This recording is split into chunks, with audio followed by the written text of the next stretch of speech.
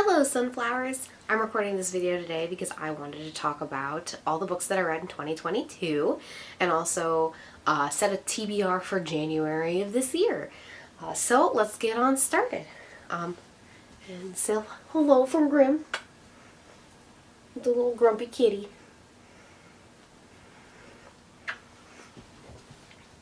I actually only read 12 books in 2021. I spent a lot of time working on schoolwork and being just sort of in the general pandemic slump and didn't really have my love of reading with me. But towards the end of the year, I definitely started to get more into it, which is why I am starting this year off with posting a TBR and being really positive and hopeful that I will continue my reading habits into the new year. But let's go ahead and get started with the books that I did read. First one was Umbrella Academy by Gerard Way. It is a comic, and a lot of people know it now because it actually was a Netflix series. Really, really good Netflix series. If I had to be entirely honest, I think the Netflix series is actually better than the book. But it was really nice that I was able to revisit this because I was a huge My Chemical Romance, I am still a huge My Chemical Romance fan. And I read this when I was younger, and I honestly didn't remember any of it. So when I went back and read it again, it was like seeing it again for the first time. And I love the artwork in it. It's very bold and colorful. So I believe I gave this a 4 out of 5 stars because the plot is honestly just not as good as the plot on Netflix, but it's still an enjoyable book. The next book that I read, I don't actually have a physical copy of because I borrowed it from the library, but it is Dead Witch Walking by Kim Harrison. I gave this book a 3 out of 5 stars because while it had a lot of elements that I liked, it also felt almost a little juvenile for being an adult read, and it took some time setting the stage for things.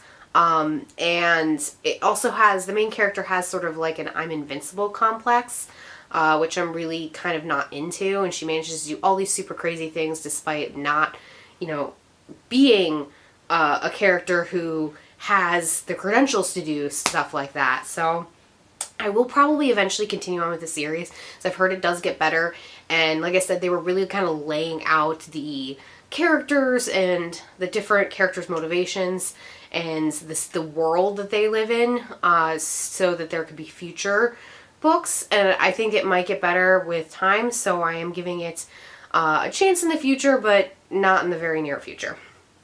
The next book that I read was Anne Rice's Tale of the Body Thief. So I am slowly, very, very slowly on a trek to read all of the Vampire Chronicles. When I was a teenager, I read the Interview with the Vampire, and I enjoyed it. So I am trying to get through all of Interview with the Vampire Chronicle books. It does take me quite a while to get through Anne Rice's material. I think sometimes in painting her pictures, she meanders a bit, but I usually never see whatever plot twist or whatever story arc is coming, so I still do enjoy her books, and I think that I will enjoy continuing the series later this year. Probably not in January, but my only real big complaint about this particular book is that I'm honestly not a big fan of Lestat's point of view. He's just so egomaniac, narcissistic, but I mean, which is the point of the character, but I think I'll be excited to continue books that maybe aren't from his point of view. The next book that I read was the complete series, or at least part 1 of Chai Sweet Home. This is a manga, and it features the story of this itty bitty baby kitty, and he gets rescued by a family, and it's just like cute things that this cat does, and it's just really wholesome. And I guess I was still kind of at the height of the pandemic, still hadn't been vaccinated at the beginning of 2021, and it was just a very nice book to read, to kind of give you those bubbly, happy feels good after reading Tale of the Body Thief with all this, murder and rape and not great stuff. So I needed the little lifter upper. And I do actually in 2022 plan to continue reading these books because they're just wholesome. Next I read...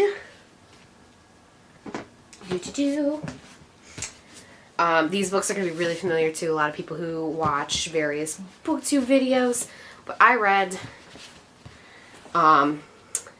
the A Court of Thorns and Roses series, trilogy, all three of them, one right after the other. And I think this is actually where my book slump started to end, because I had a little bit of a hard time getting through the first one, I will say, because I was not a believer of the romance. But once I got through the first and I started on the second, I think that's where I really started to pick it up, and it snowballed for me. And I'm a fan of Sarah J. Maas's Throne of Glass series. I read all those, devoured all of those, and loved them. Oh, we got another kitten break. This is Honey. But these ones just really, I think, got me back into my love of reading, because I'm a big fan of fae and fae courts, and having different courts and different political intrigue and war between the courts, and making bargains and deals, and the romance is good too once I got onto the second book. So these books got me back into reading, and I cannot say enough about them. But I'm not going to, because I'm sure a lot of other people on the internet already have. So if you need any recommendations or reviews, there's a bajillion people out there already talking about them.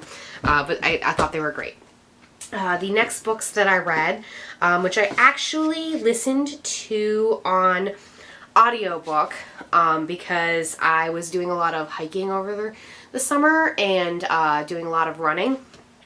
So I've read these before, and I loved them when I was younger. I think I read them in like my late teens, but I decided to listen to them on audiobook, something to keep me busy and happy while I was hiking and running. And they are The Raven Boys, the second book of the Raven cycle, which is The Dream Thieves. And I really enjoyed both of these books. Listening to them on audiobook. Oh, I'm sorry, that's my cat scratching. No, honey, don't do that. These are also another set of books that everyone and their mom has talked about before. But if you haven't, just a quick synopsis for you.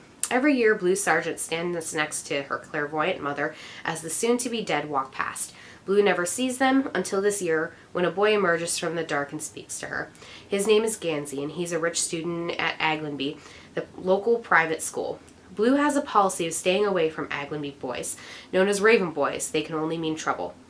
But Blue is drawn to Gansey in a way that she can't entirely explain.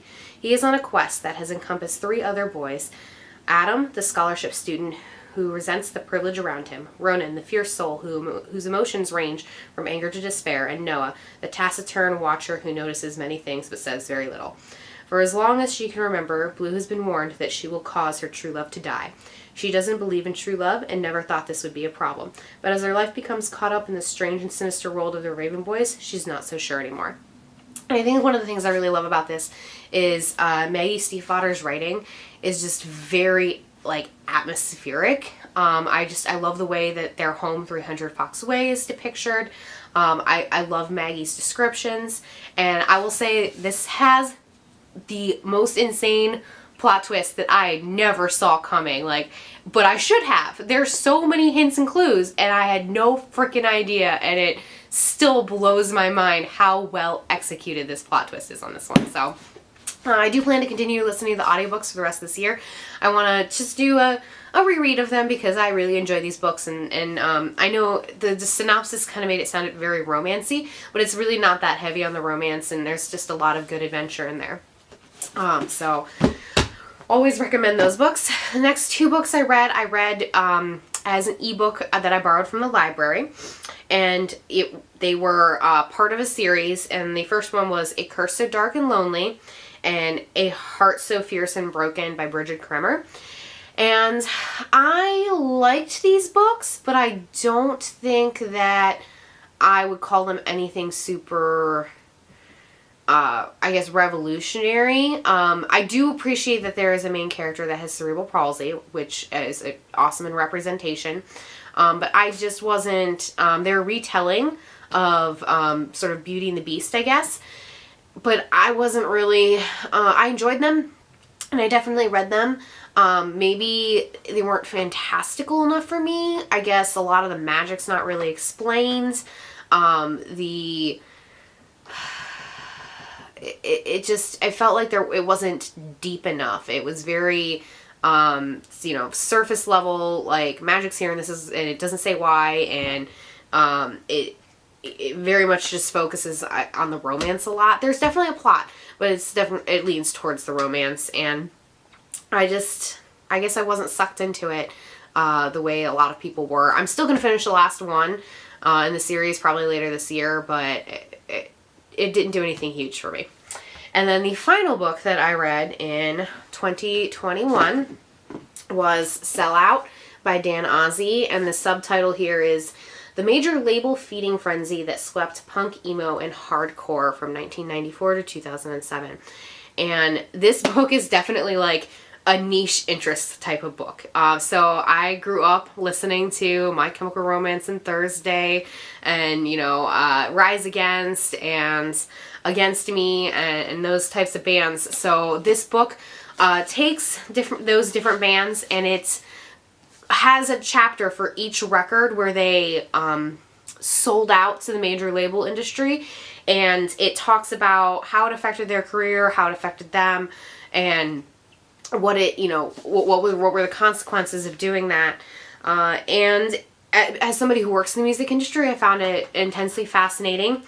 I will give it a 4 out of 5 stars because sometimes it did feel a little like name droppy, like the author maybe just wanted to talk about all the cool people he knew. But for somebody who's fans of all these bands, it was very interesting to see stuff about them that I had no idea. I mean, I literally have a giant My Chemical Romance tattoo on the back of my legs, and I had no idea that they originally had actually a female manager, which blows my mind that I had been a fan of them for years and had no idea she existed. So I recommend this if you are a fan of all those bands, but otherwise don't bother reading it if you're not a huge fan of those artists already, because it's definitely like you need to like them to enjoy this. And that was what I read in 2021. Here is my TBR for 2022. So I want to finish A Court of Frost and Starlight, so I'm about like a third of the way through it, and I'm enjoying it so far. It hasn't gripped me like the trilogy did. It does feel a little bit like, that it's that extra little story that the author had in their heart about these characters, but it doesn't feel like a story so far. Since the trilogy wrapped up pretty nicely and didn't leave a lot of loose ends, like I still feel not quite as gripped by this, but I'm going to finish it and see how I feel by the end. I'm only a third of the way through it. That could change. Next, I would like to read Umbrella Academy Dallas. So this is the continuation of the first Umbrella Academy, where it talks about the characters in Umbrella Academy, and they got stuck in Dallas in the 1950s. I'd have to double check that, but excited to continue reading this. I do plan on finishing Umbrella Academy throughout the year in 2022. Next, I plan on finishing Blue Lily, Lily Blue. This is the third book in the Raven cycle that I talked about earlier. I have the physical book because I've read them before, but I plan on listening to this on audiobook while I'm going hiking and running and stuff like that. I also plan on reading by Maggie Stiefvater, Call Down the Hawk, which I have not read this before, so I'm excited to read this, and I'm a little behind on the pickup on this one. But this actually takes the Raven Cycle's character, Ronan Lynch, and continues on with his story. Because Ronan Lynch is a pretty interesting character in that he does some pretty cool magic stuff, and I don't want to spoil anybody who hasn't read Raven Cycle, but I'm excited to read it. The quick synopsis here is: the dreamers walk among us, and so do the dreamed. Those who dream cannot stop dreaming. They can only try to control it. Those who are dreamed cannot have their own lives. They will sleep forever if their dreamers die. And then there are those who are drawn to the dreamers, to use them, to trap them, to kill them before their dreams destroy us all. Ronan Lynch is a dreamer. He can pull both curiosities and catastrophes out of his dreams and into his compromised reality. Jordan Hennessy is a thief.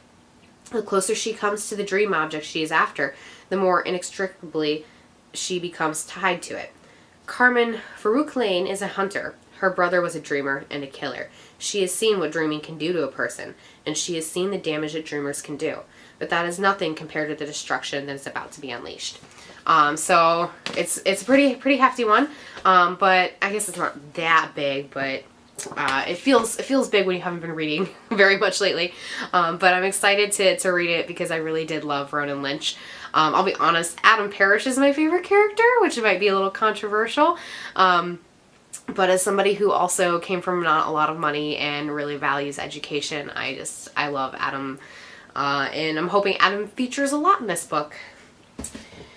And then finally, the last book I'm hoping to read in January is also a reread for me. I probably have a bad habit of rereading too many books because I find books that I really love and they're almost like comfort books. But I would like to reread Sabriel here. And I have the synopsis of Sabriel real quick. Because I read it when I read it actually, so it's a whole series, and the original first three books of the Abhorsen series, and this is by Garth Nix, by the way. The original 3 books of the Abhorsen series were, I read them when I was in high school, and it was Sabriel, Lyriel, and Abhorsen, and then, after I'd read them, more books continued to come out. Clariel, Golden Hand, and just recently, within the last year, Terciel and Eleanor. So I want to read the new ones, but I want to go back and reread these ones so I feel like I know what's going on and I'm all caught up and up to date. I do believe they can be read independently of each other. They have different characters and different stories, but they're all in the same universe. For Sabriel, sent to a boarding school in Encelstier as a young child, Sabriel had little experience with the random power of free magic or the dead who refused to stay dead in the Old Kingdom. But during her final semester, her father, the Abhorsen, goes missing, and Sabriel knows she must enter the Old Kingdom to find him. With Sabriel, the first installment in the Abhorsen series, Garth Nix exploded onto the fantasy scene as a rising star, in a novel that takes readers to a world where the line between the living and the dead isn't always clear and sometimes disappears altogether. So I really love this book, and I'm excited to read it again. And that's what I'm hoping to read in January of 2022. If I have the time, as kind of like a little extra, I have also ordered Leigh Bardugo's King of Scars because I really enjoy all the Grishaverse books, but I especially enjoy her duology. I think her writing gets stronger with everything that she releases. So I'm sure most of you guys already know, because Leigh Bardugo is another one of those big name authors. So I'm sure most of you guys already know about King of Scars, but I believe it's a continuation of the story with one of my favorite characters from the original trilogy, Nikolai Landstoff. So I'm excited. I think he's the best character in the trilogy. So I'm excited, and we deserved a continuation of his story. So I'm excited to read it. And that's all that I have for my books that I read in 2021 and my January 2022 TBR. Hopefully I'll be back next month and have like a January wrap up and a February TBR. If I can keep my reading motivation for reading up. Thank you, sunflowers.